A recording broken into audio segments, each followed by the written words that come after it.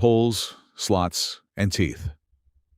Before we go any further into torque equations or control strategy, we need to nail down the vocabulary, because these three numbers define almost every motor's personality. When you see a motor described as 4-pole, 12-slot, that's not jargon for its own sake. It's a complete geometric summary. The magnet poles live on the rotor. The slots and teeth live on the stator. And a third number, the number of phases, decides how those slots and teeth get organized into windings. Get comfortable with these terms today, and every future episode in this series gets easier to follow. Let's look at the stator itself, because 4 terms define its entire anatomy. The yoke, also called the back iron, is the outer ring of steel that completes the magnetic circuit. It's the structural backbone of the stator. Teeth protrude inward from that yoke toward the rotor, and they're what actually carries magnetic flux across the air gap. Between 2 adjacent teeth sits a slot, and that slot is where the winding physically lives. And the winding itself is simply the copper sitting in that slot. Here's a definition worth remembering precisely. The teeth enclosed by one coil form that coil's pole. 4 terms, 1 cross-section, and honestly, most of motor design vocabulary builds directly on top of these 4 words. Now, there are 2 fundamentally different ways to wind those slots: concentrated or solenoidal. Windings wrap each phase's coil around a single, salient pole in isolation, much like a simple solenoid, isolated from its neighbors. Distributed windings do something different. Each coil spans several teeth, and coils belonging to different poles actually overlap each other.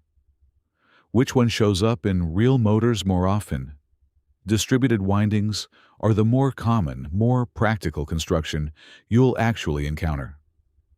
Concentrated windings are simpler to visualize and honestly simpler to explain in a first course, but distributed windings are what most production motors actually use.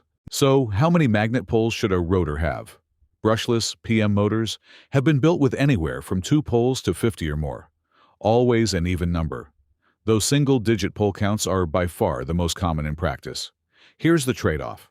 More magnet poles usually means greater torque for the same current level. Each pole does a smaller share of the work, but there are more poles sharing the load overall.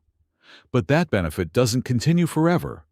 More poles also means less physical room for each individual pole.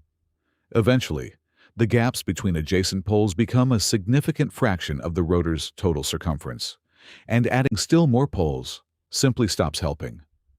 The genuinely optimum pole count turns out to be a complex function of motor geometry and magnetic material properties, not a simple rule of thumb. Let's bring this together with 3 practical takeaways. First, you can now read a motor spec sheet like a native.